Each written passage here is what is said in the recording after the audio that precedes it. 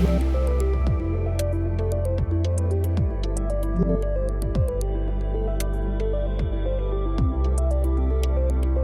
my honor to start this conversation introducing Karen Vach. She is the president and CEO of the Idaho Food Bank.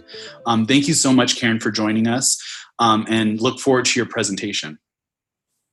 Thank you, Matt. It's my pleasure to be here with you and also with Kathy to talk about food insecurity and hunger in Idaho and share a little bit about the Idaho Food Bank and our services and our mission. At the Idaho Food Bank, we're really working towards a hunger-free Idaho, and within that, we're dedicated to feeding, educating, and advocating for those who are food insecure in our state. One of the things that we find is hunger is oftentimes a hidden condition. People don't really want to stand up and say, look at me, I'm dealing with food insecurity. And so it's not that visible. But we need to recognize that it is present and identify ways that we can help address that situation. The Idaho Food Bank operates a statewide network. This allows us to provide services across the state, and we don't do that alone. This is done through a network of more than 400 community partners. On this map, you can see with the colored dots the different locations where we're providing those food assistance services through a number of different programs. Our backpack and school pantry programs are specifically designed to work with the schools in the communities to provide food for those children and those families who are food insecure. We also have a program that's specifically targeted at our seniors who are dealing with hunger. The Emergency Food Assistance Program is in partnership with the USDA. And we also then have the broadest network through our food pantries in the communities that will be with churches, senior centers, community organizations that have a food pantry in their buildings. And our mobile pantry program that is focused on addressing hunger in our rural areas, which we all know there are a number of rural communities in Idaho that also need that assistance. So it's really focusing on working with those community partners to address the needs across the state. Each month we're reaching right now about 199,000 people in our state every given month who are food insecure. So that's a number that has increased in the last couple of months, not surprisingly. So I wanted to share a little bit about the COVID-19 impact on food insecurity in our state. We're fortunate to be a member of the National Association of Food Banks under Feeding America. And through Feeding America, we are provided an updated research report every year called Map the Meal Gap that looks at hunger across our nation, but also at a state level and down to the community level. The most recent report was commissioned right before the pandemic, and those numbers are indicated in the white text on the screen. And these were the best numbers we had seen since the Great Recession. The numbers of food insecure people in our state had come down prior to the pandemic. So we were pretty excited to see these numbers. But then the pandemic came into our world. And what Feeding America was able to do was a projection based on unemployment at 11.5%. What would that impact be on food insecurity in our state? And you can see the numbers that are in the yellow font, a pretty dramatic increase in the number of food insecure people that could result if we sustain an 11.5% unemployment rate. We're not at that level right now in our state, so we haven't seen this dramatic increase. But this is something we are watching.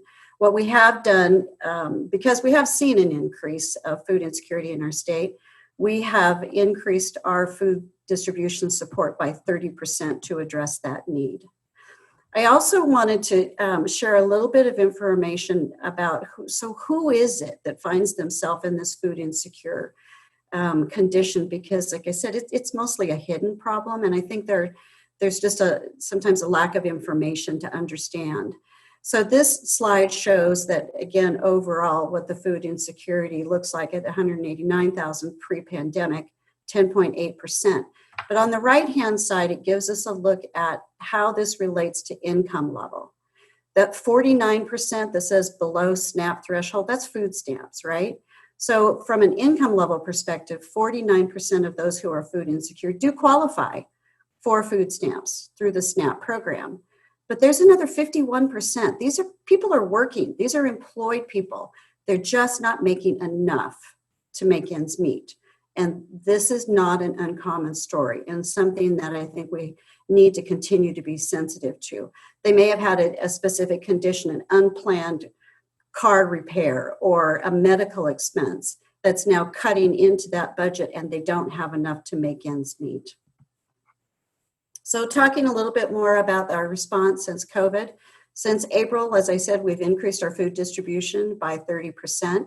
And what that means is that we're now on a monthly basis providing enough meals or enough food for 2 million individual meals.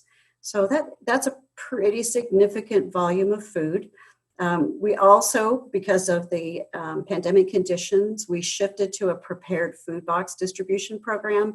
Rather than having individuals select the food that they wanted from a pantry, we had to pre-box that food and then have people come through in their cars and load the boxes into their cars just to minimize that social interaction, make sure everyone was safe.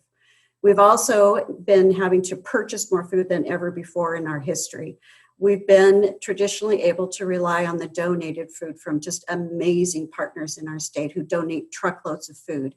And when the food supply chain was interrupted in March, we didn't have those truckloads of donated food. So we've had to purchase additional foods. And thank heavens to the amazing donors and the support that we've had that have allowed us to provide that level of food.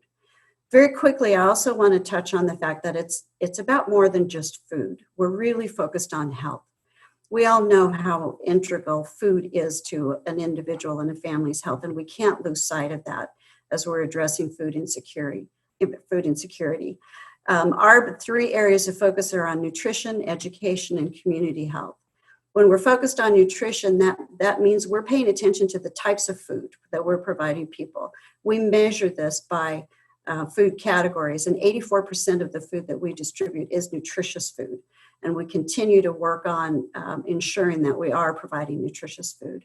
We also have education programs and providing instruction on healthy shopping at the grocery store, healthy food preparation, making those meals that are healthy and appealing so that they're approaching the food that they're choosing and the food they're preparing for their families from an educated standpoint.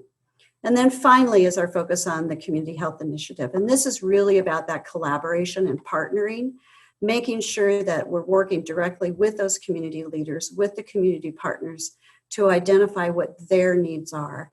We know because of the diversity in our state that the challenges aren't the same from one community to the next. So we're really committed to focusing on what their needs are at the local level and doing what we can to address those. So as you can see, Matt, this is a broad area when we're talking about food insecurity. I'm really delighted to be able to share this with you and highlight the different partnerships we have.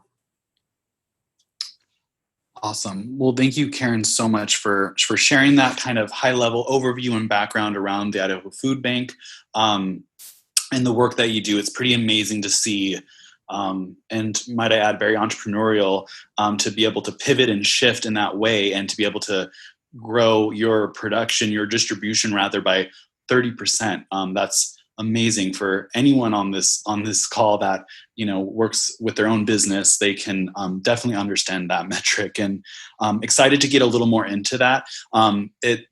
Before we do that, it's my honor to introduce the other guests we have on this call. Both Karen and myself were chatting before this call about the support in the community and the engagement at every level, which we hope to touch on in this call.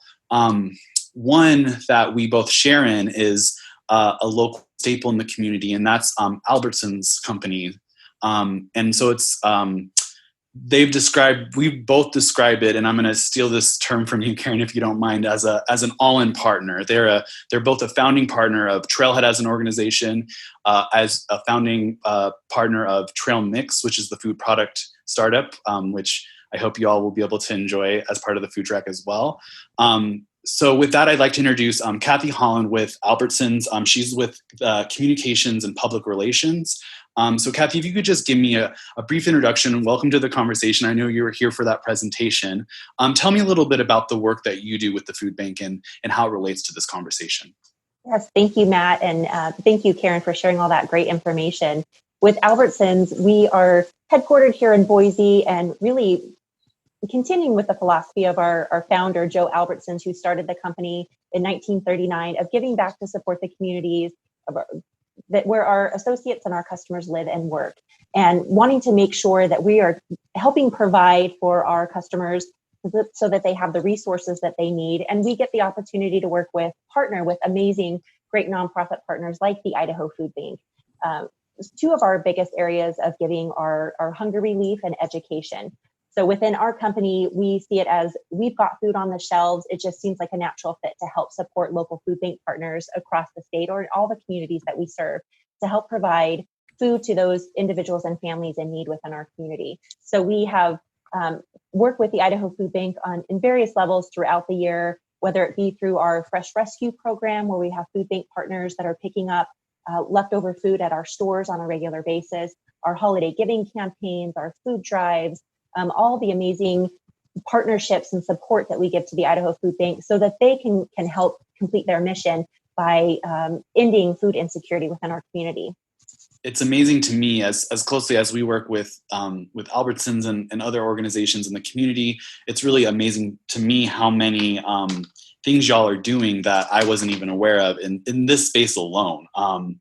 And just the impact that you've had. So could you speak to a few of those programs? I know y'all were able to, specific to the pandemic, I know you all were able to, in a similar way, kind of pivot a lot of your efforts and support that front. I think there was, in a very short period, over $20 million raised to support these efforts.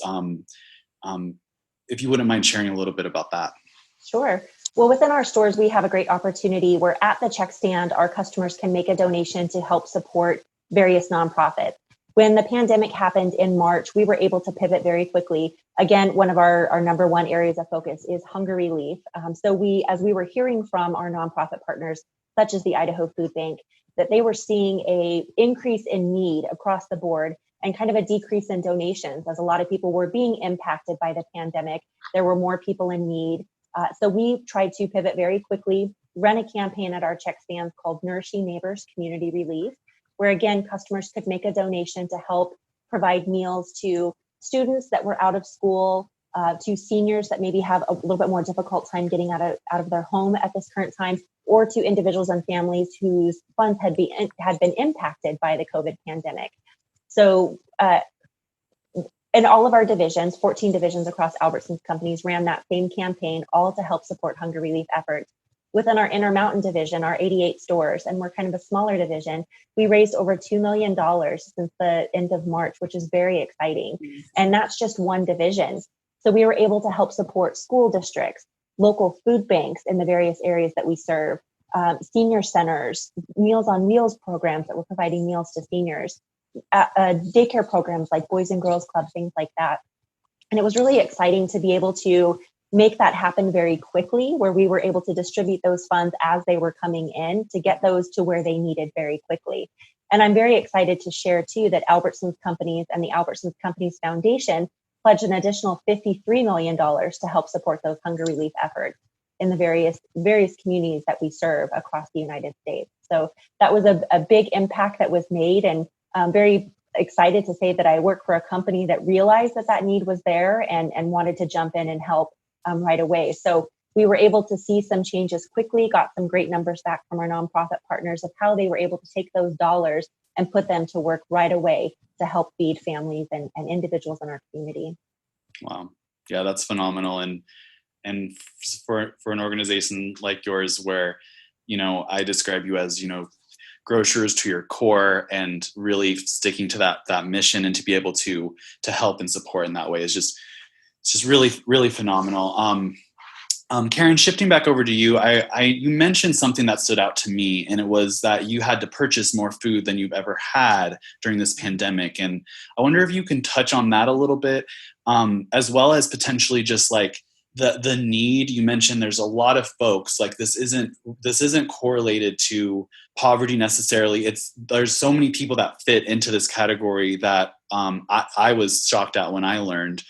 So if you could speak to those points a little bit, I'd appreciate that. Sure. Yeah. Thanks, Matt. And It really was, excuse me, a test of our agility. Agility is one of our core values as an organization. And I told my team in March, we're about to be tested. We're going to find out if we really do align to this core value. And I'm happy to say they have proven their agility through this.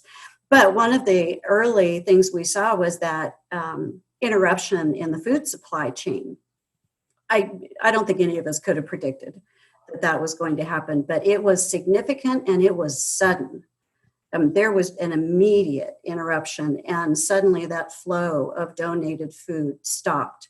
In a typical year, 90% of the food that we distribute is donated.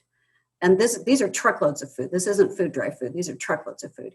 And we've only had to purchase 10%. And suddenly we didn't have that. So we had to immediately start purchasing food. And of course, in that early stage, the price of food also went up. So not only were we buying more food than ever before, we were paying more than food normally would have cost us to purchase in that way. And some foods were delayed, just the delivery of the trucks were delayed. So that was a really challenging time.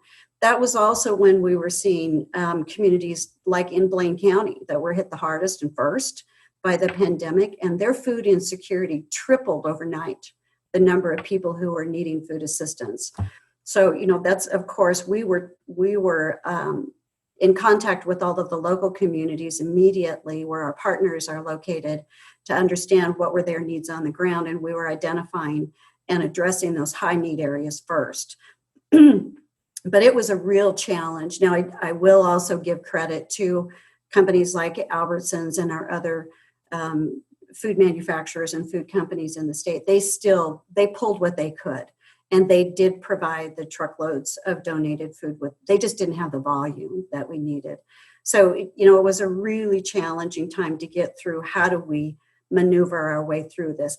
And I got to tell you, it was also a reminder for me of where we get to work in this pretty magical space. I mean, on one hand, it's challenging to meet these people and see the challenges they're going through when they're food insecure. I mean, when people were suddenly out of work at the beginning of the pandemic, nobody could have prepared for that, right? Lots of people immediately facing hardship. And man, that's tough. It just really pulls on your heart for those individuals. But on the other side, we have these amazing community members and corporate leaders who want to be part of the solution. I had so many calls and emails from corporate leaders and other individuals saying, Karen, what do you need? What do you need? So that's where we get to be part of that magic of bringing that together. We have communities in need, we have people in need, we have people who care and they want to be engaged, and how do we activate those? And we saw that happen instantly. It didn't matter. We said, here's what we need. We need money to buy food. We need trucks. We ran out of refrigerated space instantly in our warehouse because we had more volume of food than our warehouse would hold. Overnight, I had 3 refrigerated semi-trailers parked in my parking lot right outside the warehouse. Like, do you need more? What do you need? The Boise Center, we worked with them instantly. They were a secondary warehouse for us. Of course, they weren't able to hold conventions, so we were able to use that as a secondary warehouse and to set up volunteer activities. That's just what happens in Idaho. I mean, communities just come together. People rise to the occasion and say, let's fix it. What do we do? Yeah, no, it's pretty amazing, and definitely makes me proud to call Idaho home when I hear that and the work that these corporations are doing. Another partner being Chobani, similar type, relationship, and really amazing to see how they have also pivoted. Staying on you, Karen, could you share a little bit? I did want to highlight a Boise-based startup called Happy Day Brands. They're a supporter and sponsor of Trail Mix and Boise Startup Week. I just wanted to highlight a little bit of the work they do, if you don't mind. Oh, sure. Yeah, a great company, and what amazing people. I mean, Mark and Jeanette are just absolutely amazing individuals, and they've been so much fun for us to work with. Even from the early days when Mark gave me a call, it's like, I got this idea. And you know how fun he is, especially Oh, yeah. with his ideas. It's contagious. You just want to be part of it. What are you doing, Mark? I want to be part of it. And to see how they've developed not only the brands and the food that they're providing, which is healthy. That's the other part of it. It's so important for us. They're focused on nutritious foods. But within his business model, building in that giving back. So yes, he's got to be able to sustain his business. But his goal was also to make sure there was giving back to those who are in need. So working with them, they come into our warehouse, they repack oatmeal themselves. They're part of that whole process and really engaging in what this means and how it's helping individuals. And it's been so inspiring to watch how they have grown this business model and how incredibly successful it's been. I had the opportunity to introduce Mark to my counterparts at other food banks across the West. And it was so much fun to reach out to my colleagues and say, you have got to meet this company. You are going to love them, and their food is amazing. And so, I got some brownie points out of that with my peers because they're contacting me saying, oh my word, thank you. This is amazing. And we love working with them. I know right now we're talking a lot about that collaboration, that community piece, and just all of the positives that have come through this really difficult time for everyone at every level, right? One thing I wanted to speak to was just kind of around the stigma associated. I know, Karen, we spoke a little bit about, support and the need for that. And one thing that really has resonated with me and some of the work that I've done in volunteerism is just that hope that through this and the amount of people that it has affected, which is every single person, that the empathy that comes with that, right? Like the shared understanding around what we're doing and the work that we're doing together to help each other. And it seems like it's a very, very strong here with the organizations that you represent. Just wanting to, Kathy, if you wouldn't mind speaking just a little bit to that collaboration and just kind of where things are at now and kind of where you see things going as far as food insecurity is concerned. I have to echo what Karen said. We live in such an amazing community, and I always love seeing how these organizations are coming together to help support the same cause. In this case, we all recognize that there is a need, that we've got people in our community that are dealing with food insecurity. We've got all these amazing organizations that are coming together to help support that. Within our stores, what Karen mentioned earlier, our shoppers saw that too, that the items on the shelf were not available, and they saw kind of a decrease in things. So we have to think about, as a consumer, what a nonprofit organization like a food bank is dealing with when we're not having those items on the shelves that a shopper could purchase. Food banks are having a difficult time purchasing them too, and then we've got more people in need. But we are seeing items come back on the shelf. We are seeing, I have to say, when we started our Nourishing Neighbors campaign in March, we weren't really sure what donations would be like.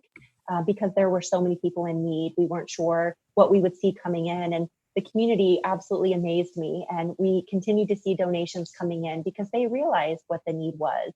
And they recognized that helping support their local food banks, their local school districts, their local senior centers really was making a difference. And making that $1 donation at the check stand or $3 or whatever that looked like to them, whatever they were able to give at the time, really was making an impact. Every dollar helped support to provide a meal for someone in need. So we're seeing kind of things change a little bit more. Right now, we're running a campaign, still Nourishing Neighbors Community Relief, but helping support more weekend backpack programs and breakfast programs for students as they're returning back to school, making sure those students of low-income families are receiving that nourishing breakfast item that they need to start off their day, making sure that they've got meals to get them through the weekend when they're not in school. And the Idaho Food Bank has a great backpack program that they've got going on to help support those kids.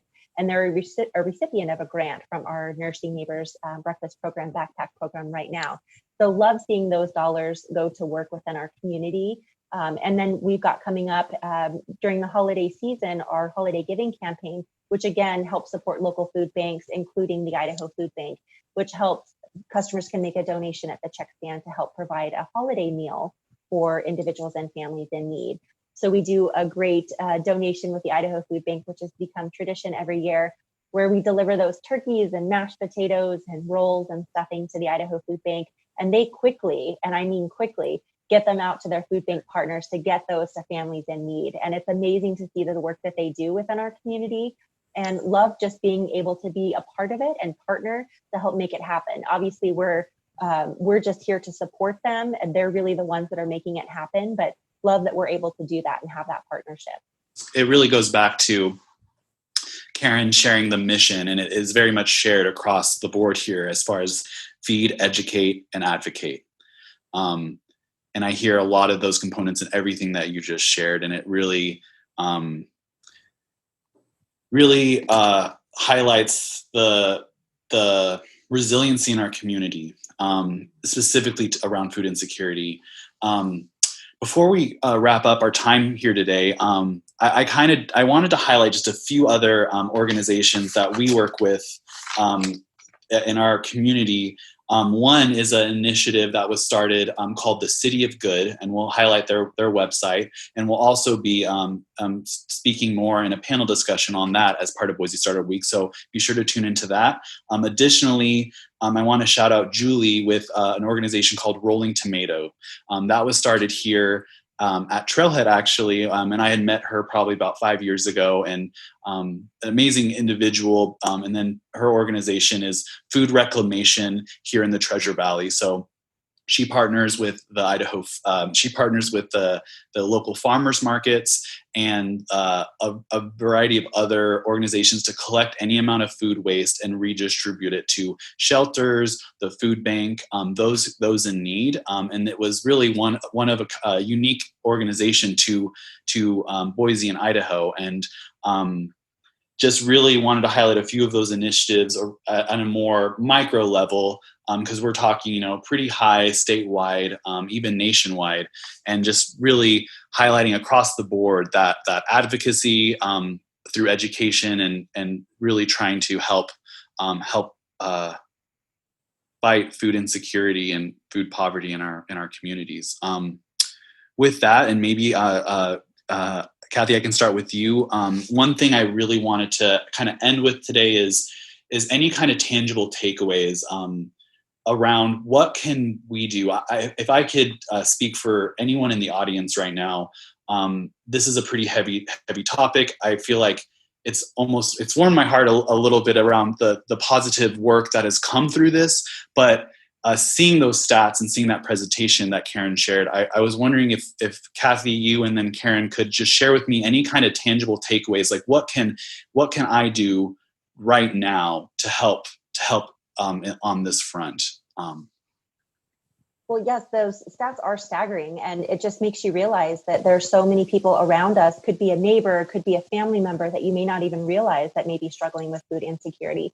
So I would suggest everyone just kind of keep an eye out and see if there's maybe a neighbor in your neighborhood, or someone that is at your school, or a family member that might be in some help or in need, and find a way to help them. If our customers are looking for a way to give back to help support hunger relief efforts, we've got our check stand campaign going on right now. It's just very simple. As you're at the grocery store, make a donation to our Nourishing Neighbors Community Relief Fund. That again, right now is helping support those breakfast programs and backpack programs. And then in October through December, we'll have the Turkey Bucks and Santa Bucks campaigns going on at the store. Again, a great way to, as you're doing your grocery shopping, think about those that are in need within our community, make a little extra donation at the check stand to help support those in need within our community. And Karen, I'll let you jump in with all those other ways that people can help too.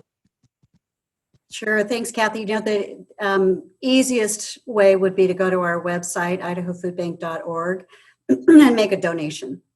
There's an easy click on the button there to make a donation, or to sign up for a volunteer shift. Without volunteers, we can't do the work that we do. So the donated hours are also incredibly important. I also would encourage you to take a look at on our website, our food locator. This is an opportunity for you can go in and put in your zip code, and it'll pull up a list of our community partners that we work with that are in your local area.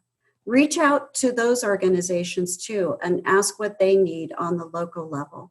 I mean, I certainly would appreciate all donations to the Idaho Food Bank, but would encourage you also to understand what's happening in your neighborhood related to food insecurity, and how could you be involved with that on a local level as well.